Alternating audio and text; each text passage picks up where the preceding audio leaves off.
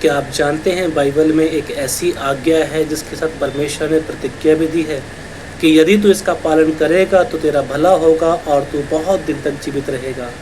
Hallelujah. Yes, कौन सी आज्ञा है, आइए जानते हैं। हे बालकों, प्रभु में अपने माता अपने पिता की आज्ञा मानो, क्योंकि ये उचित है। उनका आदर करो। परमेश्वर की ये पहली आज्ञा है जिसके साथ प्रतिज्ञा भी है कि तेरा भला हो और तू पृथ्वी पर बहुत दिन तक जीवित रहे। आज की इस भागदौड़ भरी दुनिया में हम सब कामयाब तो होना चाहते हैं, हम सब सक्सेसफुल तो होना चाहते हैं, परंतु माता पिता का आदर करना भूल जाते हैं। मेरे प्रिय भाई बहनों, यदि आप भी उन्हीं में से एक हैं तो आप बहुत बड़ी गलती कर रहे हैं। आज ही परमेश्वर के सामने अपने घुटनों को टिकाएं और अपने क्षमा मांगे प्रभु से। यदि आज भी आपके बहुत सारे काम नहीं बन रहे हैं, आपका भला नहीं हो रहा है, बीमारियां आ रही हैं, हर काम में अड़चन आ रही है, जिस काम में पैसा लगाते हैं नुकसान हो जाता है, जो बिज़नेस डालते हो बिज़नेस डूब जाता है, बीमार रहते हैं, स्वस्थ नहीं रहते हैं, चिड़चिड़ापन रहता है,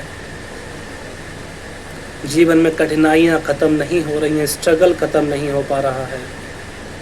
मेरे प्रियो, तो गलती किस्मत में नहीं, गलती उस काम में, उस बिज़नेस में नहीं है, कहीं ना कहीं वो गलती हम भी कर रहे हैं। मानसिक प्रेशर के कारण कई बार हम ऐसा कर देते हैं कि अपने माता पिता का आदर करना, उन्हें प्यार करना, उनसे ठीक से बात करना भूल जाते हैं। यदि आप भी ऐसा करते हैं, आज ही अपने गुनाहों के, अपने अपराधों के लिए प्रभु से क्षमा मांगे और अपने आप को परमेश्वर के चरणों में समर्पण कर दें। और आज ही अपने माता पिता का आदर करें, उनका सम्मान करें, उनको प्यार से उनसे बात करें और उनके लिए प्रार्थना करें और उनकी सुने। वो बूढ़े ज़रूर हो गए हैं, लेकिन कभी वो भी जवान थे। उन्होंने ही उनके ही संस्कार के द्वारा आज आप इतने पढ़े लिखे बन पाए हो कि अपने पैरों पर खड़े रह सको। प्रभु में मेरे भाइयों, मेरी बहनों, मैं आप सभी को बस एक ही बात बताना चाहता हूँ, अपने माता अपने पिता का आदर कर। प्रभु की ओर से ये तेरे लिए आज्ञा है जिसके साथ प्रतिज्ञा है कि तेरा भला हो और तू बहुत दिन तक जीवित रहे। जानते हैं, हमारे सारे संघर्ष, हमारी सारी कोशिशें, हमारी सारी मेहनत सिर्फ इन दो चीज़ों के लिए होती है। किन दो चीज़ों के लिए जानते हैं? कि हमारा भला हो और हम बहुत दिन तक जीवित रहें।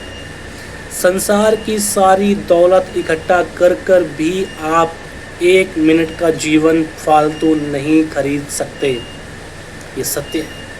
खरीद सकते हैं तो सिर्फ प्रार्थनाओं से, सिर्फ उपवास से, अपने भले कामों से। लेकिन यदि हम माता पिता का आदर नहीं करते हैं और हमारे बहुत सारे भले काम करते हैं तो भी हमें कोई लाभ नहीं,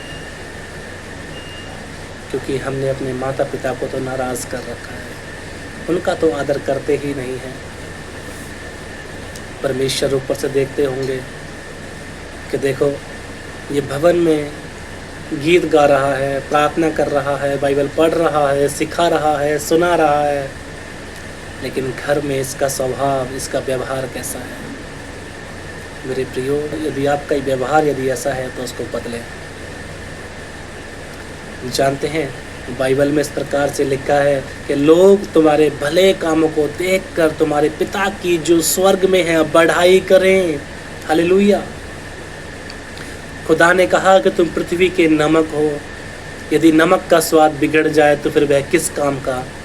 सिर्फ केवल इस काम का कि वो बाहर फेंका जाए और पांव तले रौंदा जाए। तुम जगत की ज्योति हो।